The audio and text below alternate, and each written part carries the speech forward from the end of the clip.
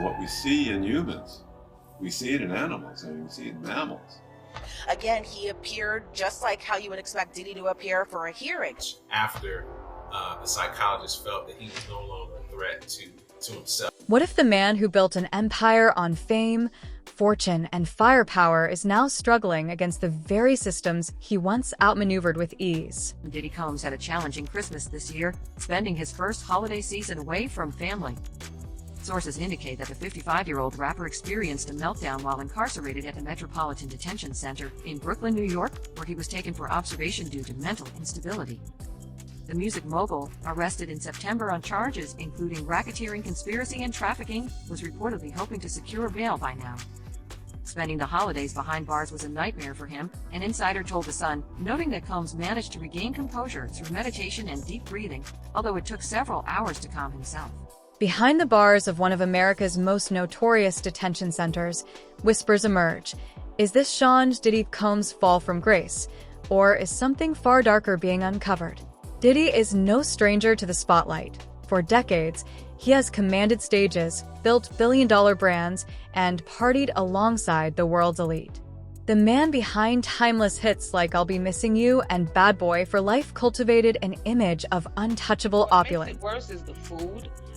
Mostly everything is stale food, it's old food that's donated by other people that they wrap up or they cook for you. Mostly everything they have is full of not roaches and the giant cockroaches. You know, you can smell the mold, you can smell the rot, you can smell the jail that it needs to be rebuilt. It needs help. I don't think anyone should be in that particular jail. There are lots of different people inside that jail. We know that there's a wing that houses high-profile prisoners. R. Kelly, Ghislaine Maxwell, now P. Diddy's in there.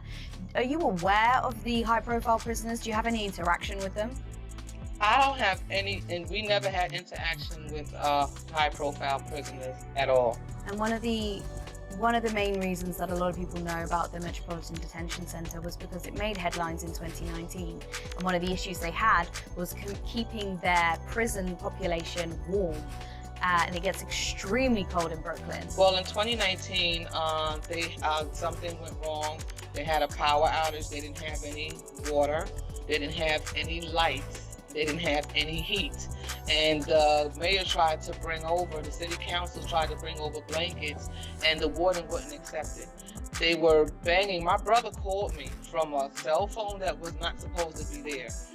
And he cried. He said, listen, I think I'm gonna die in here. So I panicked. I said, what the hell do you mean? You having problems with a prisoner? Do I have to, call a lawyer or what can I do? He said, no, I'm gonna freeze to death. I said, freeze? He said, yeah, we don't have no water. So I called the news station and made a whole big show. And I went down there and I, had to do something about it, not just for my brother, but for anybody. He was telling me that he thought his roommate was gonna die because his feet was turning purple. They didn't give my brother his medication. No gas, no lights, no water, no heat. For someone like Diddy, accustomed to five-star treatment, adjusting to MDC's stark reality is nothing short of jarring. Conditions inside of the Metropolitan Detention Center in Brooklyn during a 7-day power outage that caused protest and outrage by elected officials because of the cold temperatures and lack of heat were much worse than initially reported, according to new reporting by the New York Times. The accounts, according to the Times, are based on inmates, their defense lawyers, jail staff, union officials, and lawmakers. The report indicates inmates complained of cold, brackish water that ran from the taps. A client known to swallow razor blades said he had not gotten his psychiatric pills. In another cell, a man lay on bloody sheets. That man had an infection on his leg, according to the Times, that got worse during the blackout. Allegedly, he had been denied antibiotics and Tylenol by jail staff. He was told to wash the wound with soap and water. The warden at the jail, which houses some 1,600 inmates, Mr. Herman Quaid, has also been heavily criticized as dismissive and having a lack of urgency by lawmakers, activists, and even his own staff. According to the Times, union officials say Mr. Quaid failed to set up an emergency command center or give staff instructions other than to keep inmates locked up. At one point, conditions were so bad that one inmate told his family a correction officer opened his cell door, allowing him into the warmer common area. "I don't know what's going on here," the guard told him, "but this is inhumane." So what does a day in the life of Diddy look like now? There may be food items that will be brought to him, and then obviously he'd be under 24-hour supervision, observation, so to speak. He'll would have had several visits from a psychologist or a clinician coming in to check on him at least once every several hours, and those, having those conversations with him to see how he's feeling, what kind of mood he's in, and then he would then would have been taken off suicide watch after the psychologist felt that he was no longer a threat to himself or self-harm. Right? Former inmates have described the food as nothing more than inmate slop. Forget fine dining and imported wines. Here, even commissary snacks are a luxury. And this is a man going from private chefs and food from across the world to a set menu just like any other detainee or inmate. What can you tell us about the food in the commissary in a place like the Federal Detention Center in Brooklyn? It's a difference. That much I can tell you. You're going to have a lot of starchy foods, cereals. If you get any vegetables at all, they're old, so to speak. They are not fresh. Same fruits and vegetables, no good. A lot of processed foods, some rice and beans and muffins and things that generally most people don't like to eat. It's not terribly healthy. And again, the government wants that as a consequence of this process. So certainly it is an adjustment. Most people will lose weight. And it's hard because he can't even really exercise in this environment. There's no outdoor, like I've said before, it's not one of these camps where you can walk around a track.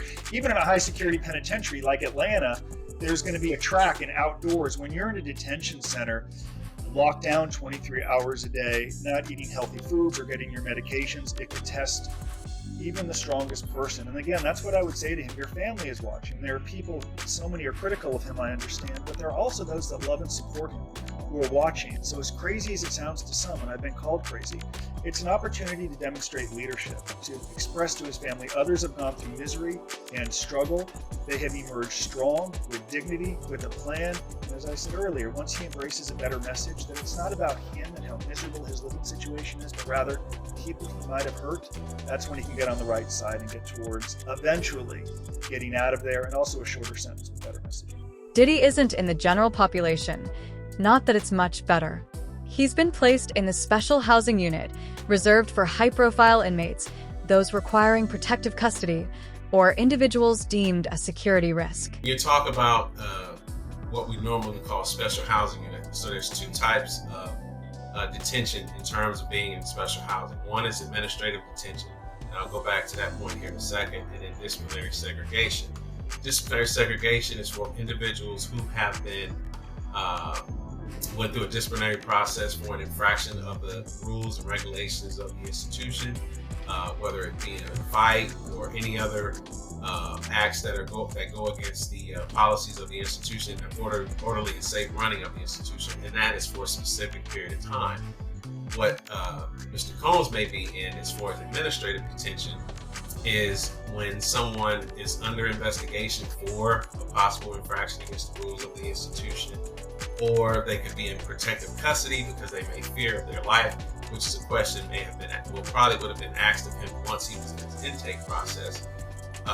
Additionally, we're talking about someone who was high profile, who was just arrested here less than 3 weeks ago. For a man who spent his life surrounded by adoring fans and a constant entourage, the silence must be deafening.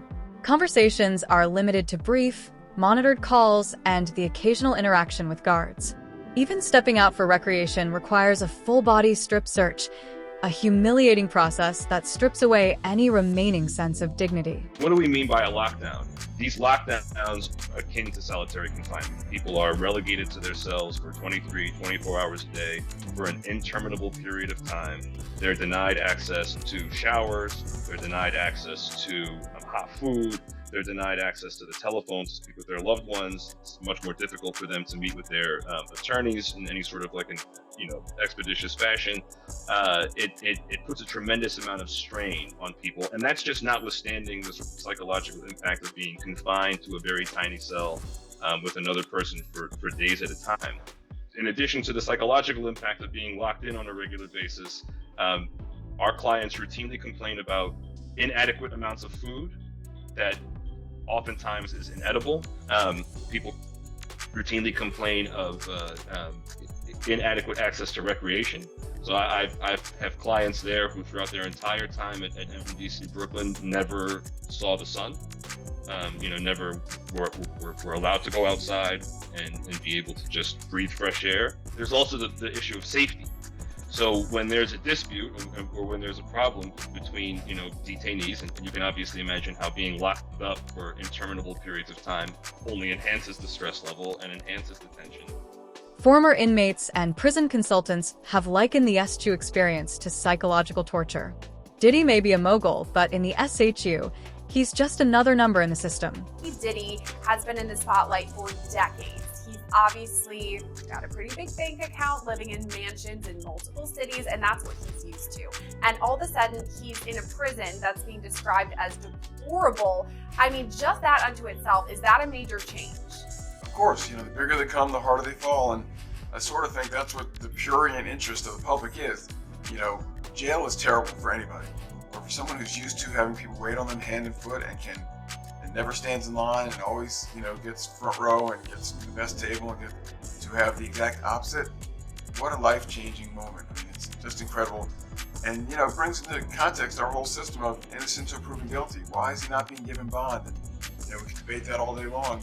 Of all people that's unlikely to flee or get away, he's got the resources to flee, but he's so recognizable. And isn't he innocent until proven guilty? Well, yeah, but we have to recognize there are degrees of innocence until proven guilty. When you have this much evidence. For many, the assumption is that wealth and status can buy anything, even leniency behind bars. But the federal system operates differently. Former inmate Timothy Smith explained that in places like MDC, money and wealth mean nothing. Commissary items are limited, and even access to basic hygiene products can feel like a luxury.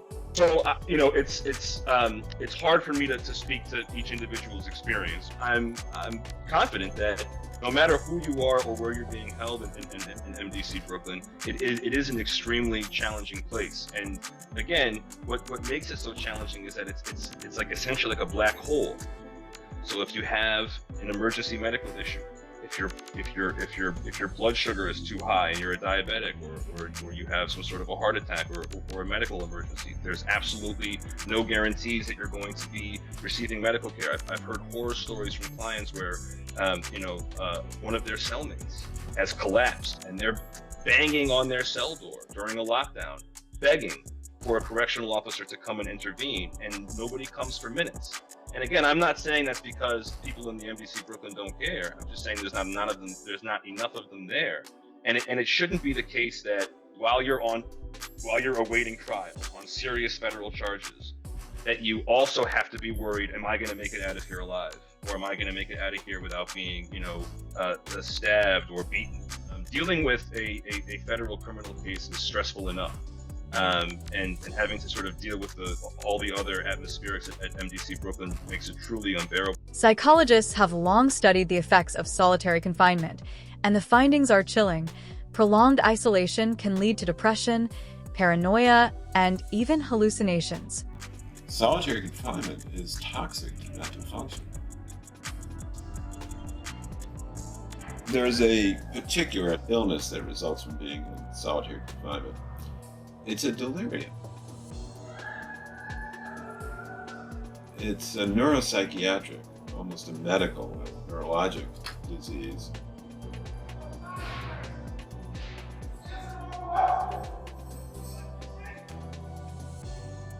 What we see in humans, we see it in animals, and we see it in mammals.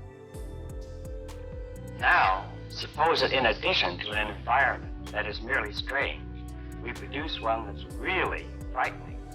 Dr. Harry Harlow in the 1950s did some experimentation with monkeys, studying the effect of social isolation. And one of his experiments involved taking monkeys who had been raised with other monkeys, so they were socialized and okay, and then putting them in what was amounted to a solitary confinement chamber. Distressed. He may die for want of love. You see them rocking and shaking and sort of ritualistic, compulsive behavior. And after some period of time, they brought them out and put them into a cage with other animals. These monkeys were massively impaired. They were frightened, hiding.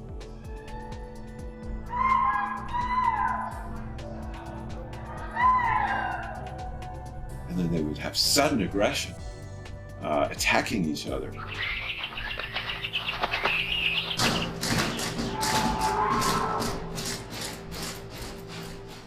Very different behavior, very abnormal behavior. There was no recovery. These animals didn't recover from this. Federal cases are notoriously difficult to beat, with a conviction rate hovering above 90%. The odds are stacked against Diddy. His legal team has mounted a vigorous defense, but the stakes are unimaginably high. A guilty verdict could mean spending the rest of his life behind bars. He does. It could be a long time, and it's all going to depend on how this trial turns out. So for the racketeering conspiracy charge, the maximum penalty is life in prison. But in 2022, people convicted of RICO crimes served an average of around 10 years in jail, so it's going to depend on that. For the sex trafficking charge, the Department of Justice says the average sentence ranges from 15 to 30 years, but there's a mandatory 15-year minimum sentence that's set by federal law for victims who are 14 and under. So it could be a lot more based on the number of victims. We're just going to have to wait and see. And then for the transportation for prostitution charge, sentences do range from 5 to 10 years, but it really does depend on the circumstance for that one. So 10 years is the statutory maximum under the federal law, so we'll have to see what comes out in the case.